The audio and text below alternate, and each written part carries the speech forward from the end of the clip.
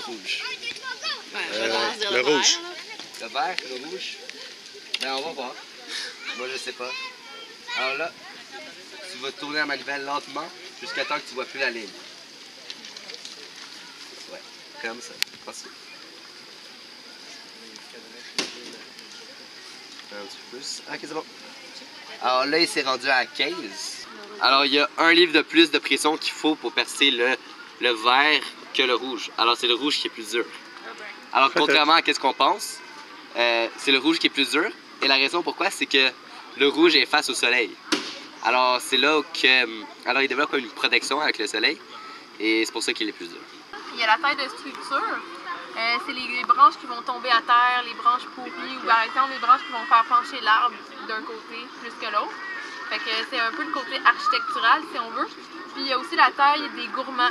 Fait que les gourmands, c'est les branches qui pointent dans les airs. Ah ouais. Ils vont aller tout siphonner l'énergie de l'arbre sans produire de pommes.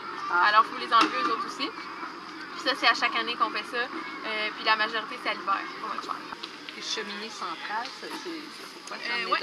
Cheminée, dans le fond, c'est juste quand on regarde l'allure globale de l'arbre, c'est comme une photo d'arbre typique qu'on a dans notre tête. Là, toutes les branches sont vers l'extérieur, il y a une ouverture pour la lumière.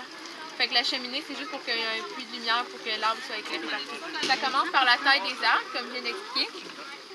Ensuite, on va mettre le fumier qu'on a grâce à nos moutons. On va faire le dépistage. Alors, il y a plusieurs insectes qui s'attaquent aux pommes. On a deux pièges qu'on va vous présenter.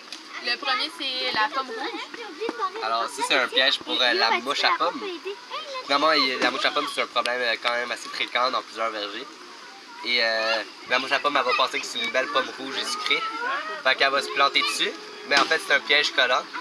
Puis elle va rester collée dessus. Puis plus tard, on va venir voir le piège. On va compter combien de mouches qui sont collées dessus. Puis on va faire des traitements dans le verger selon le nombre de mouches qui sont collées dessus.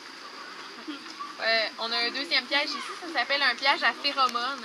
Des phéromones, dans le fond, c'est des petites molécules que les insectes envoient dans l'air pour communiquer entre eux. Ça peut leur dire, par exemple, venez ici, les femelles sont par là, ou attention, il y a un danger. Fait que nous, on va utiliser les phéromones pour les tromper, dans le fond. Fait que c'est juste ici qu'il va en avoir.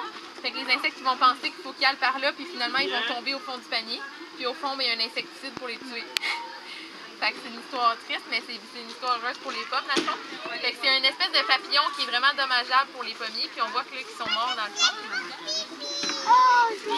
Ça s'appelle le carpocasque de la pomme.